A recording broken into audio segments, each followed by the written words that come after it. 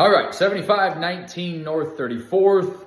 This is out in Florence. This is going to be a 5-bedroom, 2-bath on a double lot out here. Something coming soon. Wanted to show you what we do as we get started in the first phase. So first phase, we ripped up all the carpet. We're going to put a new LVP on the main floor here. We're going to convert this back room into a bedroom, and I'll show you here by flipping the camera. So you can see, opposed to putting a leveling compound going across and making it even with this tile, we threw in new subfloor, so 4x8 sheets of plywood to make it flush. This is the flooring that we're choosing, more of a light oak, white oak in a way. Has a real nice tan color to it, natural color to it. Took the trim out underneath the cabinets in the kitchen. There was a wall divider here, right by the doorway to the left of it. We knocked that out.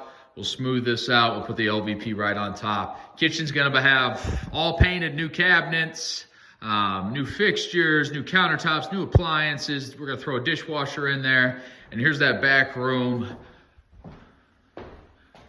Gonna wall this off here, make it into an extra bedroom. That's gonna convert it into a 5-bed. So it's 2 beds above grade right now.